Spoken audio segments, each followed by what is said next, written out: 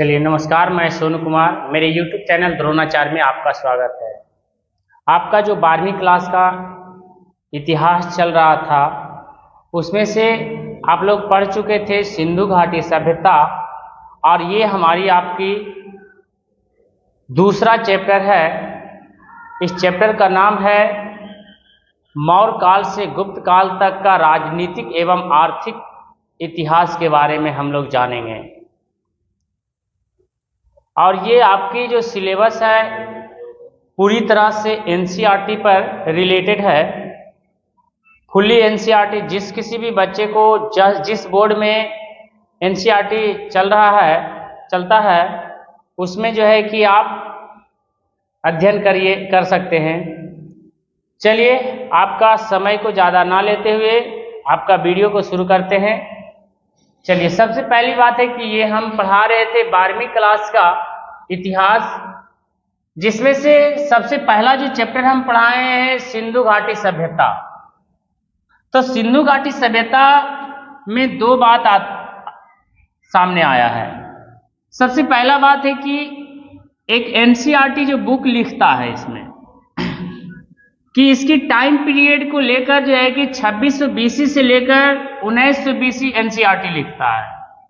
अगर कार्बन 14 विधि अगर देखा जाए, जो कि तिथि निर्धारण करने की जो विधि है कार्बन 14 विधि है, ये 2400 BC से लेकर 1700 BC माना गया है।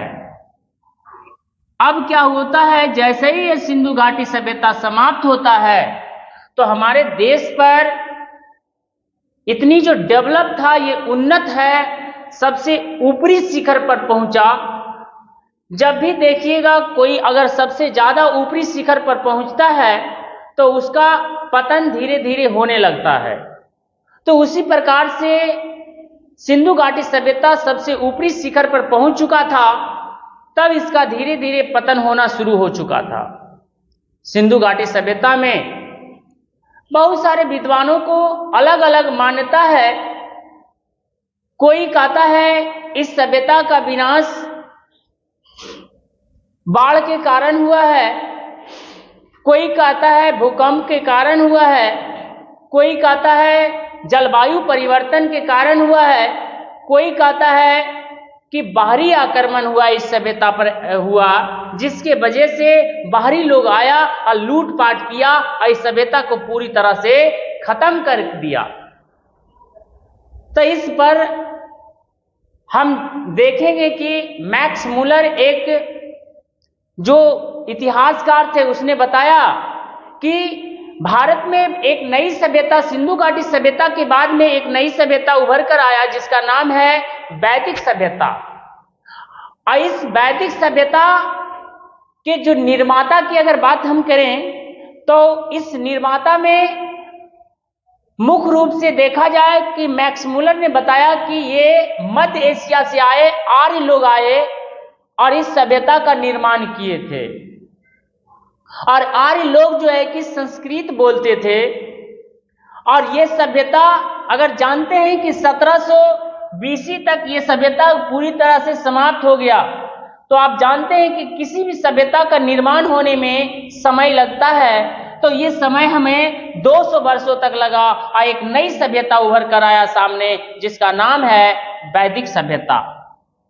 उसके बाद में ये वैदिक सभ्यता हमारे सामने आता है, और ये वैदिक सभ्यता का जो टाइम पीरियड है, इस टाइम पीरियड में जो कि 1500 BC से लेकर 600 BC को कहा जाता है वैदिक सभ्यता कहा जाता है। कहते हैं इसी सभ्यता में सबसे पहली बात है कि 1000 BC में लोहा की खोज हुआ था। 1000 BC में लोहा की खोज हुआ था। इससे पहले हमारे देश में कांसा की खोज हुआ था, जो कि जिसको सिंधु घाटी सभ्यता को हम कांस्य युगीन सभ्यता के नाम से जानते हैं। अगर हम कांस्य युगीन सभ्यता के बाद में ये सभ्यता में पहली बार जब लोहा की खोज हुआ सिंधु घाटी सभ्यता में, जबकि लोहा का जानकारी मनुष्य को पता ही नहीं था, लेकिन इस सभ्यता में लोहा की खोज हुआ 1000 BC में। अगर आपसे सवाल ये ऑब्जेक्टिव में पूछता है कि लोहा की खोज कब हुआ, तब बता दीजिएगा 1000 BC में लोहा का खोज हुआ, जो कि वैदिक सभ्यता की देन है। अब आते हैं वैदिक सभ्यता को हम दो भागों में बांटेंगे। वैदिक सभ्यता को हम दो भागों में बांटेंगे, एक का नाम है ऋग वैदिक काल और एक का नाम है उत्तर वैदिक काल। ऋग वैदिक काल की जो टाइम पीरियड है 1500 BC से लेकर 1000 BC को हम कहते हैं ऋग वैदिक काल।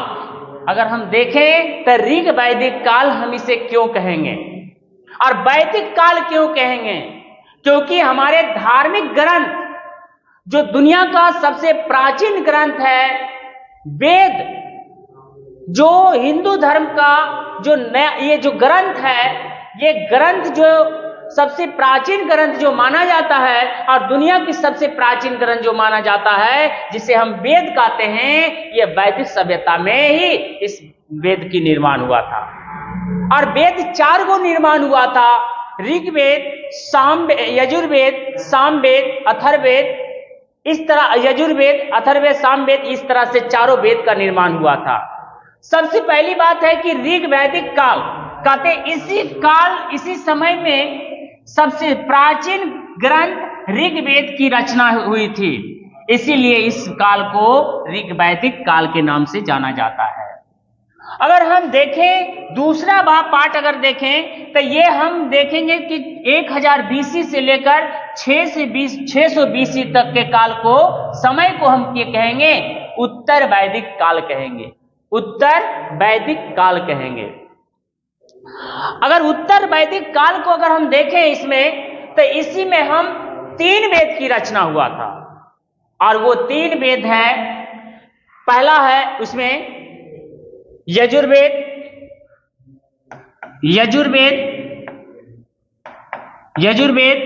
दूसरा है सामवेद, तीसरा है अथर्ववेद। ये 3 वेद की रचना हुआ उत्तर वैदिक काल में, जबकि ऋग वैदिक काल में एक वेद जो कि सबसे प्राचीन है, उस वेद की रचना हुआ ऋग्वेद की रचना हुआ है। अब हम आगे बढ़ते हैं इससे और आगे देखते हैं, कहते हैं इसमें वेद के अगर वैदिक काल की अगर बात करें, वैदिक सभ्यता की अगर हम बात करें, तो इसमें जो निर्माता है ये आर्य लोग हैं। इसकी निर्माता कौन है? आर्य लोग हैं, जो कि मध्य एशिया से आए थे। कहां से आए थे? मध्य एशिया से आए और ये संस्कृत बोलते थे और इसकी बात पुष्टि किया कि मध्य एशिया से आया। कौन बात ये बताया? तो मैक्स मूलर ने बताया। ये मैक्स मूलर साहब जो बताए थे कि आर्य लोग मध्य एशिया से भारत में आए अपने चारागाह की खोज में, और चारागाह मतलब गाय चराने के लिए आए थे, और इस तरह से जो है कि भारत में आए और जो है कि भारत में एक नई सभ्यता, वैदिक सभ्यता की निर्माण किया, जो कि एक ग्रामीण सभ्यता था। लोग गांव में रहते थे, जिससे वजह से हम इसे ग्रामीण सभ्यता के नाम से जानते हैं। अगर हम देखें कि भारत में सबसे पहले सर्वप्राचीन धर्म ग्रंथ कौन है, तो आपको बता दें कि वेद है, और वेद जिसके संकलन कर्ता महर्षि कृष्ण द्वैपायन वेद व्यास को माना जाता है। वेद को संकलन करता महर्षि कृष्ण द्वैपायन वेद व्यास। आपको सिर्फ याद रखना है, वेद व्यास जी ने वेद की रचना संकलन किए। अगर आपसे सवाल पूछे रचना किया की बात अगर बात आए, तो इसकी रचना भगवान ने किया है। ये आपुरुष है, किसी मनुष्य के द्वारा नहीं किया गया है, ये किसी देवता के द्वारा इसकी रचना किया गया है। अगर हम वेद की अगर बात करें, तो ये जो वेद है वसुधैव कुटुंबकम का उपदेश देता है। वसुधैव कुटुंबकम का ये उपदेश देता है, और भारतीय परंपरा वेदों को नित्य तथा आपुरुषेय मानती है। अर्थात कहने का मतलब है कि इसको कोई मनुष्य ने नहीं लिखा है, बल्कि इसकी रचना पहले से हो चुका है, कि किसी ईश्वर ने लिखा है। अगर वेद की अगर हम बात किया जाए तो वेद जैसे कि एक पहला वेद है ऋग्वेद, दूसरा है यजुर्वेद, तीसरा है सामवेद, चौथा है अथर्ववेद। इन 4 वेदों को संहिता कहा जाता है। इन 4 वेदों को क्या कहा जाता है? संहिता कहा जाता है। आपसे सवाल ये पूछेगा कि वेदों को क्या कहा जाता है? संहिता कहा जाता है। चलिए अब हम सबसे पहला वेद की पर आते हैं, ऋग्वेद पर आते हैं। और ऋग्वेद में हम लोग देखेंगे कि ऋग्वेद जो है कि किस तरह से ऋग्वेद में क्या क्या है। तो अगर हम देखें ऋग्वेद की अगर हम बात करें, सबसे पहला वेद है ऋग्वेद। तो ऋग्वेद किसे कहते हैं? कहते हैं ऋचाओं के क्रमबद्ध ज्ञान के संग्रह को हम ऋग्वेद कहते हैं।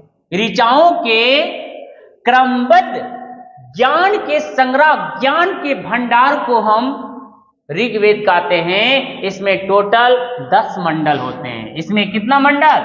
10 मंडल होते हैं और 1028 सूक्त, जिसमें बालखिल पाठ के 11 सूक्तों सहित शामिल किया गया है। इसमें 10,462 ऋचाएं हैं। वेद के ऋचाओं को पढ़ने वाले ऋषि को होत्री कहा जाते हैं। वेद के ऋचाओं को पढ़ने वाले को क्या कहा जाता है? होत्री कहा जाता है। ये बहुत इंपॉर्टेंट सवाल है, आपसे 1 नंबर का सवाल ये पूछता है, कई बार एग्जाम में पूछा है। तो आपको ये याद रखना है कि ऋग्वेद की ऋचाओं को पढ़ने वाले को क्या कहते हैं? होत्री कहा जाता है। क्या कहा है? होत्री। अगर हम देखें कि इस वेद से आज के राजनीतिक प्रणाली और इतिहास एवं ईश्वर की महिमा के बारे में जानकारी मिलती है।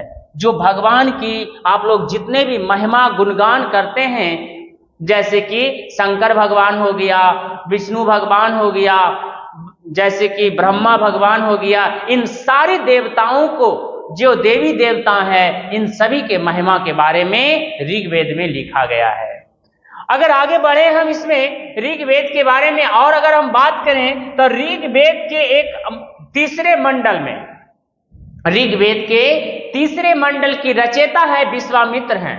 इस विश्वामित्र ने लिखा कि जो गायत्री मंत्र है, सूर्य देवता जो सावित्री को समर्पित किया गया है, जो आप लोग गायत्री मंत्र का उल्लेख करते हैं, ऋग्वेद के तीसरे मंडल में विश्वामित्र द्वारा लिखा गया है। ठीक है। हर बच्चे को, जितने भी अगर हिंदू धर्म के लोग हैं, वो जरूर गायत्री मंत्र को जानते होंगे, जो ओम भूर्भुवः स्वः, यही है आपका गायत्री मंत्र है। आपको गायत्री मंत्र को याद रखना चाहिए था।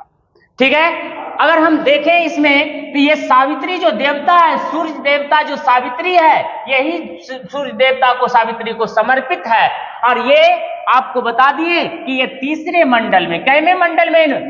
तीसरे मंडल में लिखा गया है। अगर हम देखें इसके 9वें मंडल में देवता सोम का उल्लेख है।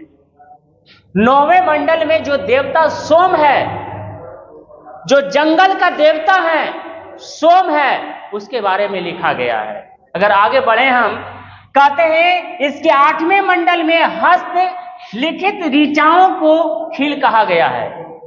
किस क्या कहा गया है? खिल कहा गया है। हस्त लिखित ऋचाओं को क्या कहा गया है? खिल कहा गया है। इसके 8वें मंडल में हस्त लिखित, हाथ से जो लिखा हुआ है, जो ऋचाएं हैं, उस ऋचाओं को खिल कहा जाता है।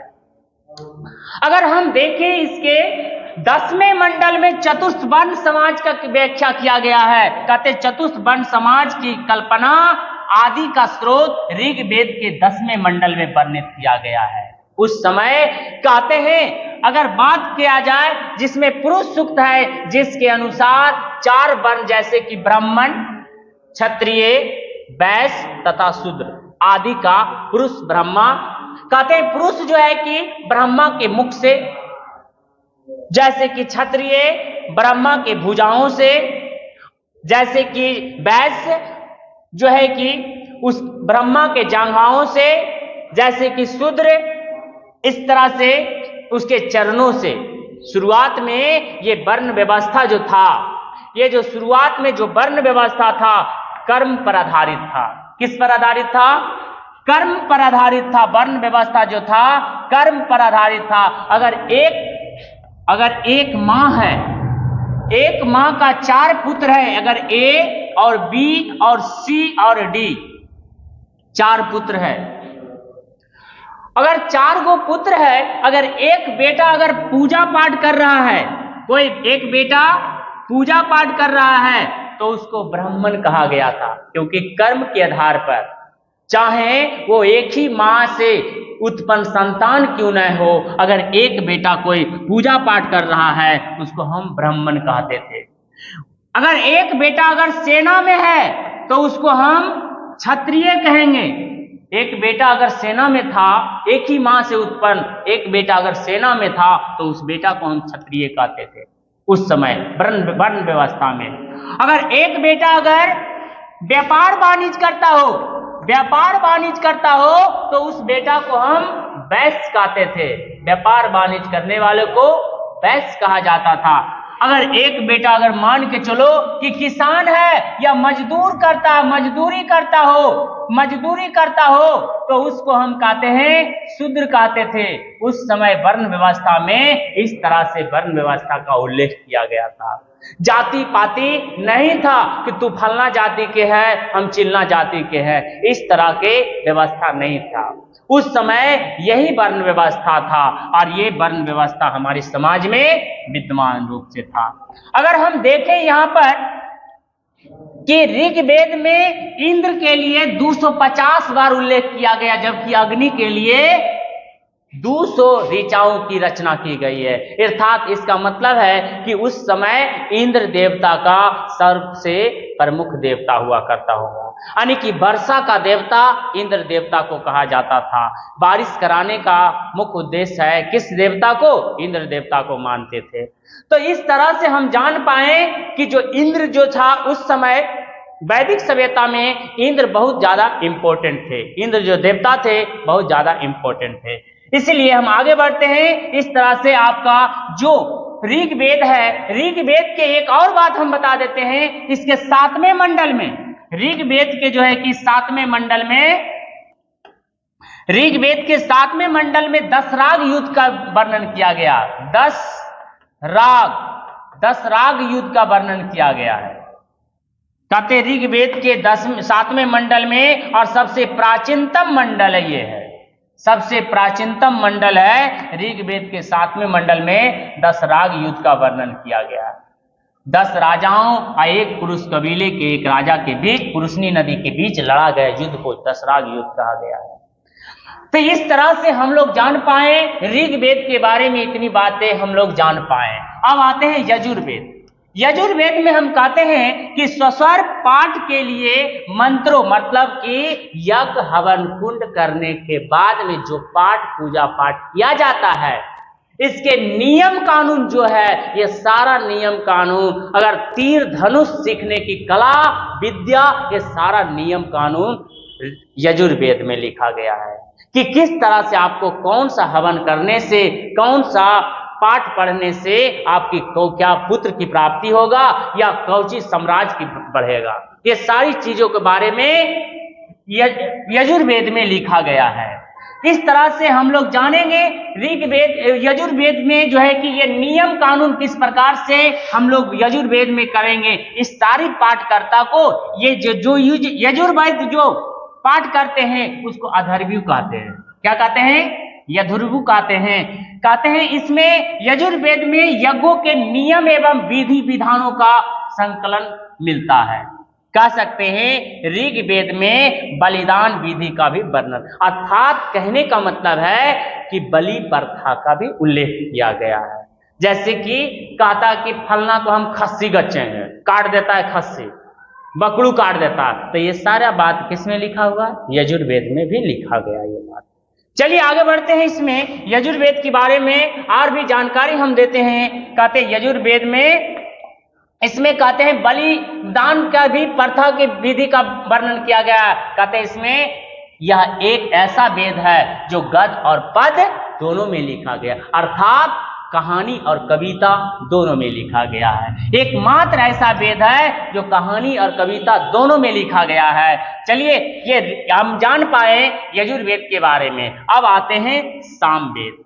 कहते हैं जो भारतीय संगीत का जनक सामवेद को कहते हैं। जो भारत में जितने भी आप लोग संगीत के बारे में जानते हैं, ये सारा इसका जन्मदाता कौन है? सामवेद है। सारे गामा पादा निशा जो जितना भी आपका उससे उत्पन्न किया गया है, ये सामवेद में लिखा गया है। हम जान पाएंगे कि साम का शाब्दिक अर्थ है गान, मतलब गाना, अर्थात इस वेद में मुख्यतः यज्ञों के अवसर पर गाए जाने वाले ऋचाओं मंत्रों का संकलन है। इसके पाठकर्ता को उदारतु कहते हैं, उदारती क्या कहते हैं? उदारती कहते हैं।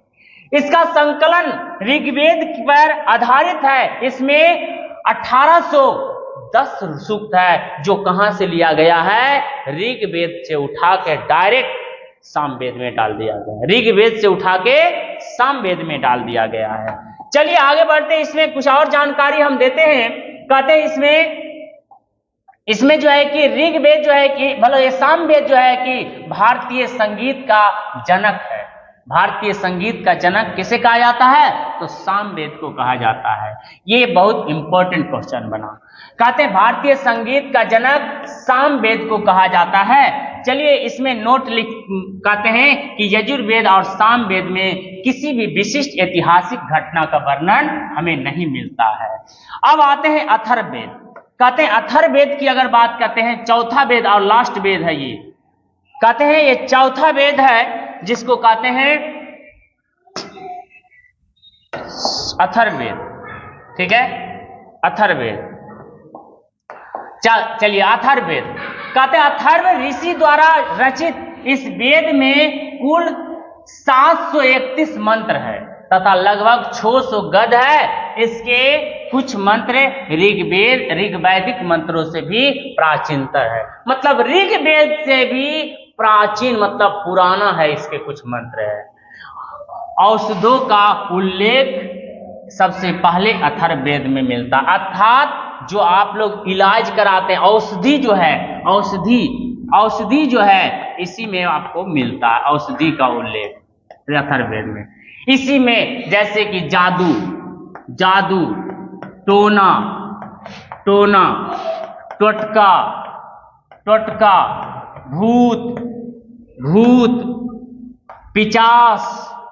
भूत पिचास, डायन कमाइन, जितने भी बात है इसमें ही लिखा गया है अथर्ववेद में। जादू, टोना, भूत पिचास, ये सारा बात अथर्ववेद में लिखा गया है। अर्थात इसका मतलब है कि भूत जरूर होता होगा। तो इसका मतलब है कि जब अथर्ववेद में लिखा गया है तो इसका मतलब है कि भूत जरूर होता होगा, जादू टोना जरूर होता होगा। इस प्रकार से हम लोग जान पाए कि इसमें सभा एवं समिति के दो प्रजापति के दो पुत्रियां होता था। सभा और समिति, ये प्रजापति के दो पुत्रियां है। चलिए इसमें हम आगे बढ़ते हैं और इसमें लेते हैं अगला टॉपिक है। ये टॉपिक आपका बड़ा इंपॉर्टेंट टॉपिक रहा। चलिए इसमें हम देखेंगे प्राचीन भारतीय इतिहास के अध्ययन के स्रोत। ये नया टॉपिक आया है, प्राचीन भारतीय इतिहास के अध्ययन के स्रोत। अब हम इसमें देखेंगे कि आखिर प्राचीन भारत के इतिहास को हम जानने के हमारे पास क्या क्या स्रोत है, हमें किस चीजों से प्राचीन भारत की जानकारी मिलती है। इसी में हमने एक क्वेश्चन डाल दिए हैं कि प्राचीन भारतीय इतिहास के अध्ययन के विभिन्न स्रोतों का वर्णन कीजिए। इस तरह से हमने इसको क्वेश्चन डाल दिए हैं, जिसमें ये क्वेश्चन बड़ा इंपॉर्टेंट है। हम देखेंगे प्राचीन भारतीय इतिहास के स्रोतों का मुख्यतः 3 भागों में विभाजित किया गया है। पहला है साहित्यिक स्रोत। पहला क्या है? साहित्यिक स्रोत है। दूसरा है पुरातात्विक स्रोत। क्या है? पुरातात्विक। और तीसरा है विदेशी यात्रियों का यात्रा विवरण। विदेशी यात्रियों का यात्रा विवरण है। इस तरह से हम लोग जान पाए कि प्राचीन भारतीय इतिहास के जानने के हमें 3 भागों में बांटकर जानेंगे। सबसे पहला है साहित्यिक स्रोत, दूसरा है पुरातात्विक स्रोत, तीसरा है विदेशी यात्रियों का विवरण। सबसे पहला भाग में हम देखेंगे कि साहित्यिक स्रोत में हम देखेंगे। सबसे पहला साहित्यिक स्रोत को अगर हम देखें, साहित्यिक स्रोतों को भी 2 भागों में बांट के हम लोग पढ़ेंगे।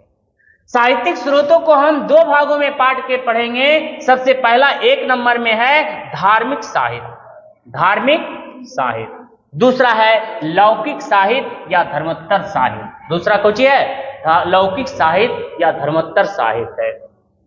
अगर हम देखें यहां पर कि धार्मिक साहित्य सबसे पहला हम 1 नंबर में इसको लेते हैं, और 1 नंबर में लेने के बाद में देखिए धार्मिक साहित्य इसको बारे में हम जानते हैं। धार्मिक साहित्य में सबसे पहला है कि धार्मिक साहित्य पुनः 4 वर्गों में बांटा गया है। इसको भी कितने भागों में पढ़ेंगे? 4 भागों में बांट के। पहला है ब्राह्मण साहित्य, दूसरा है बौद्ध साहित्य, तीसरा है जैन साहित्य, चौथा है महाकाव्य। इस तरह से हम धार्मिक साहित्य को हम 4 भागों में बांटे हैं। सबसे पहले हमने आपको बताया कि भारतीय इतिहास को जानने के हमें 3 स्रोत है। पहला है साहित्यिक स्रोत, पहला है साहित्यिक स्रोत। दूसरा हमने आपको बताया पुरातात्विक स्रोत।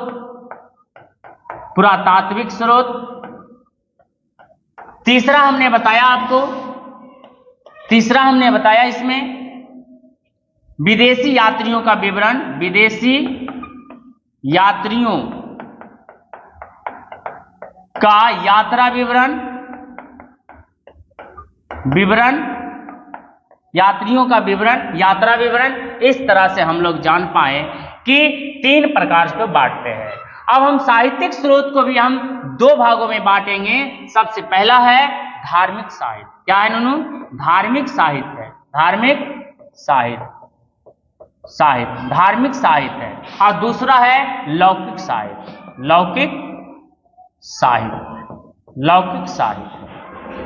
दूसरा है लौकिक साहित्य या इसी को कहते हैं धर्मोत्तर साहित्य कहते हैं। अब हम जो है कि धार्मिक साहित्य को भी 4 भागों में बांटे। इसको साहित्यिक स्रोतों को हम 2 भागों में बांटे, धार्मिक साहित्य और लौकिक साहित्य। धार्मिक साहित्य को हम 4 भागों में बांटेंगे, एक ब्राह्मण साहित्य, एगो बौद्ध साहित्य, एगो जैन साहित्य, एगो महाकाव्य।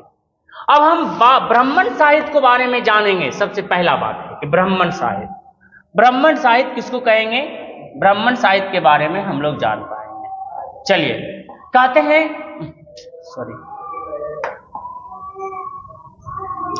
ब्राह्मण साहित्य के अंतर्गत 4 वेद आते हैं, जैसे कि ऋग्वेद, सामवेद, यजुर्वेद एवं अथर्ववेद।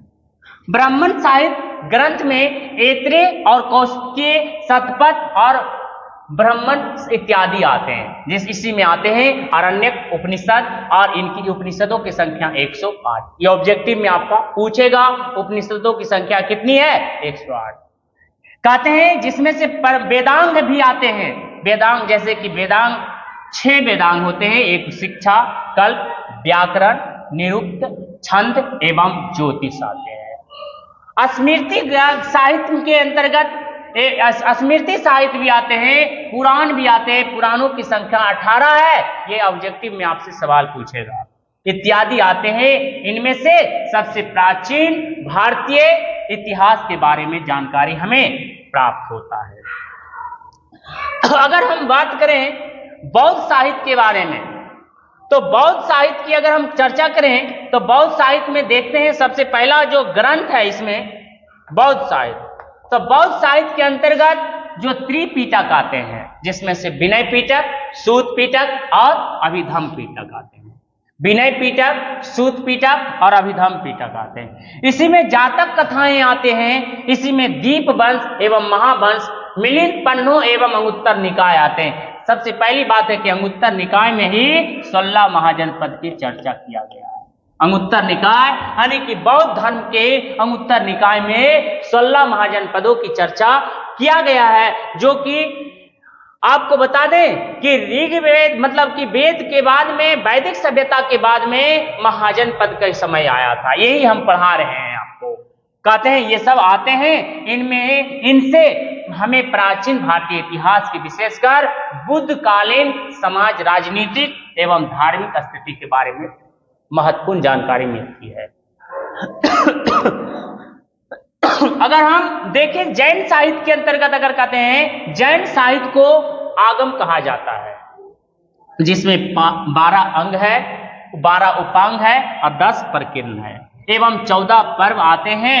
अन्य प्रमुख जैन साहित्य में परिशिष्ट पर्व भद्रबाहु चरित्र, आवश्यक सूत्र, आचारांग सूत्र, भगवती सूत्र। कहते भगवती सूत्र, जैन धर्म के भगवती सूत्र में भी 16 महाजनपद की चर्चा किया गया है।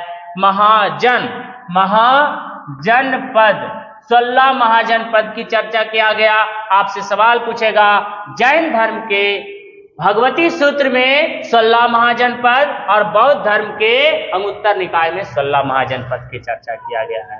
ये ऑब्जेक्टिव में पूछता है। कहते हरिवंश पुराण, कल्प सूत्र आदि आते हैं। इनसे हमें प्राचीन भारतीय इतिहास के, विशेषकर इसमें महावीर स्वामी की जानकारी का, राजनीतिक सांस्कृतिक के बारे में जानकारी प्राप्त होते हैं। चौथा जो है आपका बता दें, महाकाव्य। चौथा क्या है? महाकाव्य है। इस महाकाव्य में प्राचीन भारतीय इतिहास की जानकारी के 2 अन्य ग्रंथ हैं, जिसका कहते हैं महाकाव्य है। पहला महाकाव्य है रामायण, महाकाव्य कौन सी है? रामायण। और दूसरा महाकाव्य है महाभारत। इनसे हमें तत्युगीन उस समय के सामाजिक, राजनीतिक और सांस्कृतिक अर्थव्यवस्था के बारे में महत्वपूर्ण जानकारी प्राप्त होता है, जो हम इसको 3rd चैप्टर में पढ़ेंगे।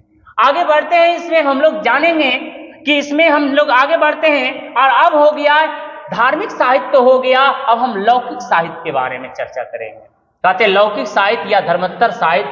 कहते हैं लौकिक साहित्य अगर बात किया जाए तो लौकिक साहित्य के अंतर्गत ऐतिहासिक एवं अर्ध ऐतिहासिक ग्रंथ एवं जीवनियों का भी उल्लेख किया गया है। जीवनी मिलता है, लिया जाता है सबसे।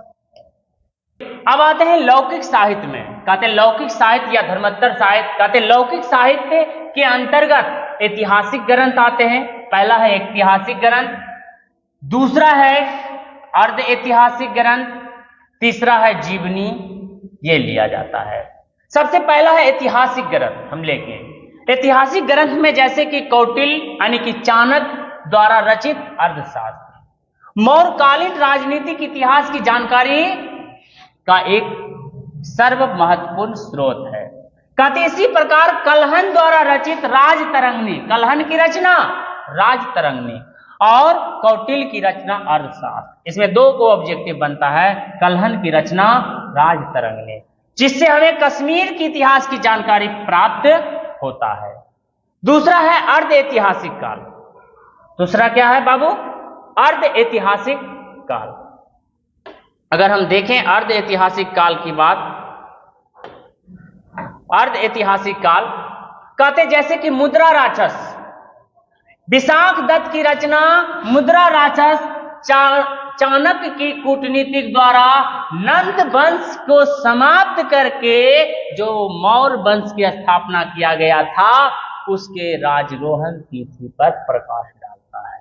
विशाख दत्त की रचना, चाणक्य ने किस प्रकार से नंद वंश को समाप्त करके मौर्य वंश की स्थापना किया, इसके बारे में जानकारी हमें कहां से मिलता है? मुद्रा राक्षस। एक बुक है अष्टाध्यायी, एक ग्रंथ, पाणिनि की रचना है। ये पाणिनि की रचना अष्टाध्याय मौर्य पूर्व और मौर्य युगीन राजनीति पर प्रकाश डालता है। महाभास, अगला है महाभास, पतंजलि ने लिखा। कहते हैं शुंग सम्राट पुष्यमित्र शुंग के पुरोहित थे ये। इनके ग्रंथ महाभास से हमें शुंगकालीन इतिहास की जानकारी मिलती है। अगर हम अगली बुक की अगर बात करें तो जैसे कि मालविकाग्निमित्र, मालविकाग्निमित्र के बारे में अगर हम देखें तो मालविकाग्निमित्र के अगर हम देखें इसमें तो मालविकाग्निमित्र जैसे कि कालिदास ने लिखा है, जिसमें शुंगकालीन इतिहास की जानकारी हमें मिलती है। अब हम तीसरी बात अब अगर देखें जीवनी की अगर बात की है, जैसे कि अश्वघोष कृत बुद्ध चरित्र, जिसमें गौतम बुद्ध के चरित्र पर प्रकाश डालता है। बाणभट्ट कृत हर्षचरित सम्राट हर्षवर्धन के जीवन पर प्रकाश डालता है। बिल्हन कृत विक्रमादेव चरित्र कल्याणकारी के चालुक्य सम्राट विक्रमादित्य षष्ठ का विवरण इसमें प्रस्तुत किया गया है। तो इस तरह से हमें यह प्राप्त हो रहा है तो ये अगला है जयानक, कहते हैं अगला है जयानक, कहते हैं अगला है जयानक, कहते हैं जयानक कृत पृथ्वी विजय चंद्रबरदाई कृत पृथ्वी राजो चौहान सम्राट पृथ्वीराज चौहान तृतीय के जीवन एवं कृति पर प्रकाश डालते हैं। अब हम पूरी तरह से जो साहित्यिक स्रोत था, साहित्यिक स्रोत खत्म हो गया। अब हम साहित्यिक स्रोत के बाद में पुरातात्विक स्रोत पर देखेंगे। कहते प्राचीन भारतीय इतिहास की जानकारी के प्रमाणित एवं विश्वसनीय स्रोत पुरातात्विक स्रोत माने जाते हैं। पुरातात्विक स्रोत के तहत शिलालेख, अभिलेख, गुहालेख, मुद्राएं, स्मारक, मूर्तियां एवं चित्रकला आदि आते हैं। अब हम तीसरी बात अगर हम देखें तो विदेशी यात्रियों का यात्रा विवरण, विदेशी यात्रियों का यात्रा विवरण की अगर हम देखें तो विदेशी यात्रियों का यात्रा विवरण से हमें भी प्राचीन कालीन इतिहास की जानकारी मिलता है। जैसे कि विदेशी यात्रियों की यात्रा विवरण से हमें प्राचीन भारतीय इतिहास को जानने के धर्मनिरपेक्ष साहित्यिक स्रोतों के में विदेशी यात्रियों के यात्रा वेदांतों को भी अत्यंत महत्वपूर्ण स्थान दिया गया है। जैसे कि पहला 1 नंबर में यूनानी सम्राट सेल्यूकस के राजदूत मेगास्थनीज 305 से लेकर 297 ईसा पूर्व में भारत में आया था। इसने चंद्रगुप्त मौर्य के दरबार में आया और इसने एक बुक लिखा जिसका नाम है इंडिका। क्या लिखा? इंडिका लिखा। उसके बाद में हम देखें इसमें महमूद गजनी आया था। दूसरा है, अगली है महमूद गजनी। कहते हैं महमूद गजनी जो है, महमूद गजनी के साथ भारत आने वाले अल बरौनी 973 ईस्वी से लेकर 1048 ईस्वी के इस ग्रंथ में, जैसे कि इसकी तहकीक-ए-हिंद, जिसका मतलब होता है भारत की खोज, इस समय के भारत के राजनीतिक और सामाजिक और सांस्कृतिक इतिहास की जानकारी का महत्वपूर्ण स्रोत है। अगर इसमें आपसे सवाल पूछ दे कि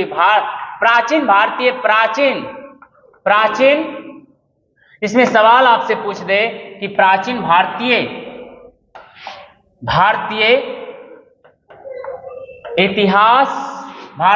इतिहास के विदेशी यात्रियों के नाम लिखे, दो नाम लिखे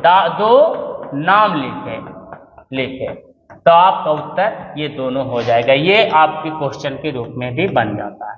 इस तरह से आपका क्लास यहीं तक समाप्त करते हैं और आप लोग कमेंट बॉक्स में जरूर बताइएगा क्लास कैसा लगा। और आज हम यहीं पर रोकते हैं, बहुत डिस्टर्ब हुआ इस क्लास में बहुत ज़्यादा, इसलिए आज हम रोकते हैं। जय हिंद, जय भारत।